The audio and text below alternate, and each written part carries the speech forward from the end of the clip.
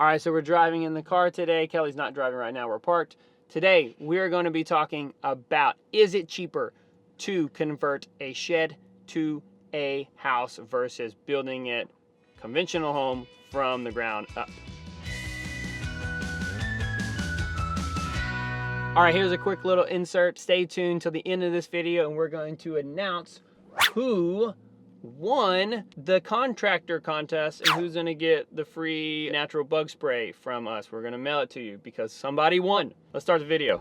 So we get this question asked not a lot over in YouTube, but we get it asked a whole lot over in the Shed to House Facebook group, which if you've not joined that, I'll put the link down below. The question is, and it's always framed this way, well, wouldn't it just be cheaper if you build it yourself?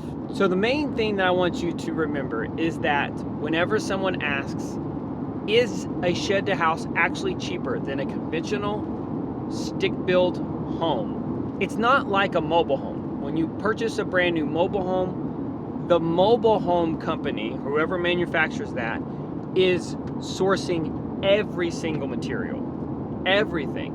So you're getting mobile home appliances, you're getting mobile home cabinetry, you're getting mobile home flooring, all of that. Whenever you're doing a shed to house, the only thing that you're not actually doing is the shell of the house itself. What we're talking about is it cheaper to purchase the prefabricated shell? That's what a shed to house is. So basically what they're doing is, because I've actually been to one of these and we watched our house be built, is they have a big old warehouse. You can get a full 16-foot wide house in and out of there. So what they do is they go and they buy all of their materials and they have all of their tools there, and there's a crew that's what they do. They build these portable buildings for a living, and it's very efficient. What you're asking is the shell cheaper than it is if you build the exact same shell on a property? We're stopped at a construction site and I'm just going to be the weirdo that's talking to a camera because it's nice and quiet and I can hold the camera still. The main difference between those things that you're trying to measure is the foundation. And that would be the very first thing that I would say that was the biggest mistake that we did. We should have put concrete pier and beams down, cylinder like cone things. We should have augured down 4 to 6 feet and put concrete piers under our house. If you do that, it's hard for me to say that there's a ton different. Yes, if you have a stick-built home on a concrete slab, that by far would be the best.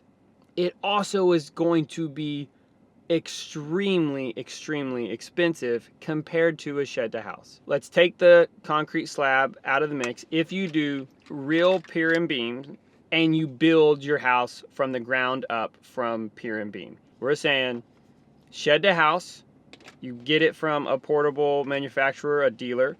They're gonna bring it in and they're gonna put it on blocks, or they're gonna put it on your pier and beam, or you do pier and beam and you build it from the ground up. Because remember this, most reputable manufacturers of shed to houses, of portable buildings, they're still gonna be framing them 16-inch on center.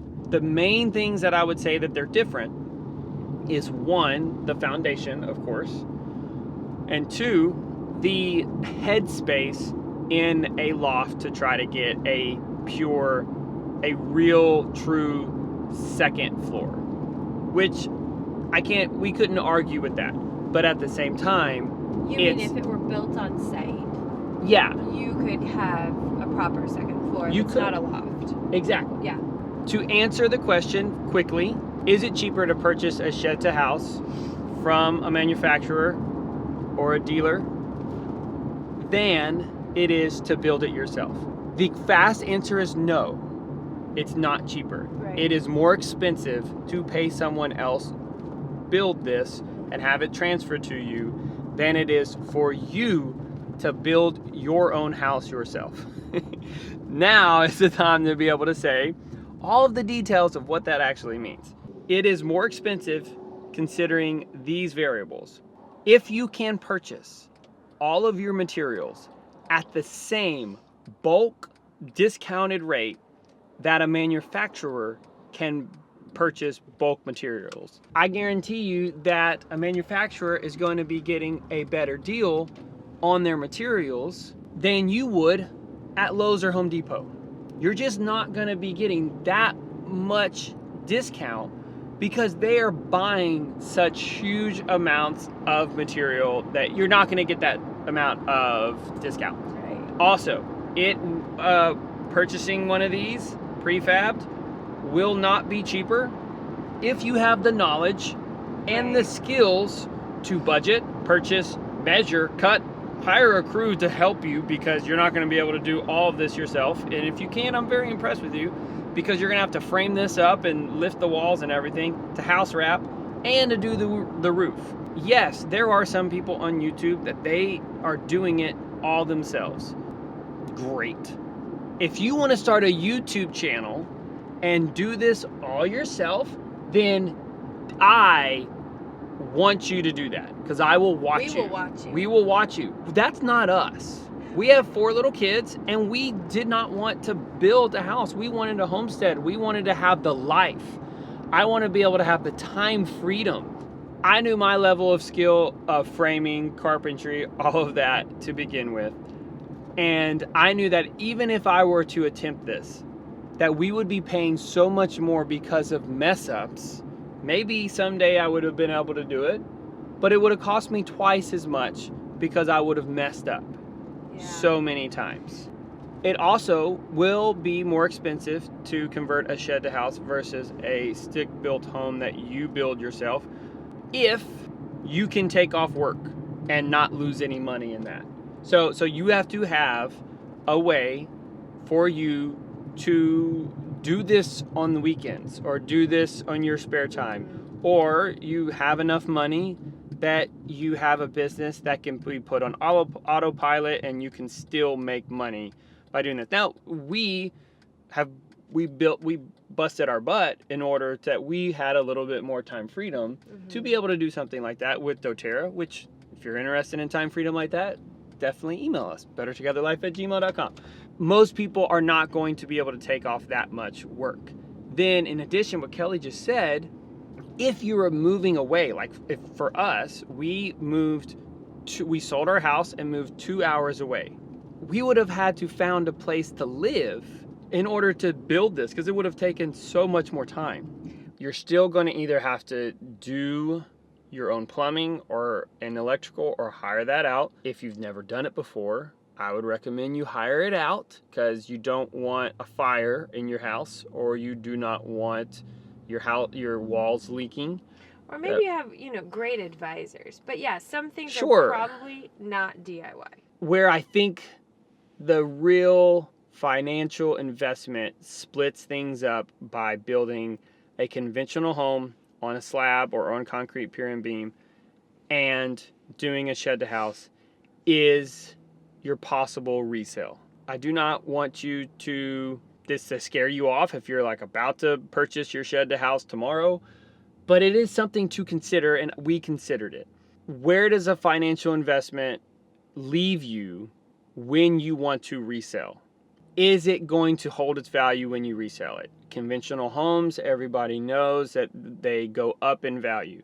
We haven't seen anybody do that. Build a shed to house on good property that they bought it low in value and it's increased in value. That's what we are. So the question would be, how much did we put into our shed to house, and how much can we sell it for today? And I don't know the answer yet. We don't know and I want to find that out. I want to talk to our realtor to say, like, hey, we're just curious, what could we sell this for? So landing the plane, I don't think it is cheaper, because those variables are so specific for you to be able to do it. I think that it is, and in terms of just the building costs, taking out the resale value, that's something that you're going to have to weigh yourself. But in terms of just building it, I think that you can live in your house. You can have the shell up cheaper than you can build it yourself in terms of time, in terms of money. Then the things that are not going to change, and I'll put it in the description below, the link to our expense report. I'm going to over time consolidate that so that it's not just the monthly reports, it's actually all into one spreadsheet. So eventually you will have that, and I'll let you know here, but you can download everything and it'll all be in the same link. So if you're watching this a year from now, down there it's all compiled into one spreadsheet. The basic things is like septic is gonna always cost the same. Plumbing and electric, if you hire that out, it's going to cost. So it doesn't matter. Your spray foam, that's a cost that you need a budget for. Like, I'll use all of our numbers for your budgeting. It's not gonna be that much different. But then whenever it comes to your kitchen and your flooring, bathroom fixtures, all of these things, that is where you can do things different than what we did it. You don't have to. If you like our house, then you can look at that. If you want an IKEA kitchen, we love it, then you can do it like that. You can go to Habitat Restore and get some amazing deals. We tried. We went to 2 of them and we didn't find anything that helped us. I think that's probably the same with a custom home build anyways, is there's standard costs, just like you said about electric, plumbing, kind of like the bones. And then whatever you want on top of it, you know, this tile's going to cost a smidge more than that tile. This is going to be more expensive, a fan than that. So it's the finishing touches that you can really save a lot of money on. I think it's definitely cheaper to do a shed to house in a vacuum when you're measuring all the skills and everything with your shell. But if you're good at it, like our friend Andrew, no. Our friend Andrew probably could build the same house for less, but he'd have to budget his time because he's a professional contractor. Yeah. He's not going to pay himself as much as a client would. Right. It's a lot. There's a lot there. If you didn't catch yesterday, we had a giveaway to see who could guess what the vendor was here to help us do.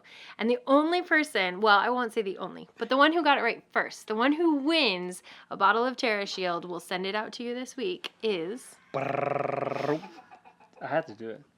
My Life's Journey, Sharon, with the last name K that I'm not even going to butcher right here on the internet.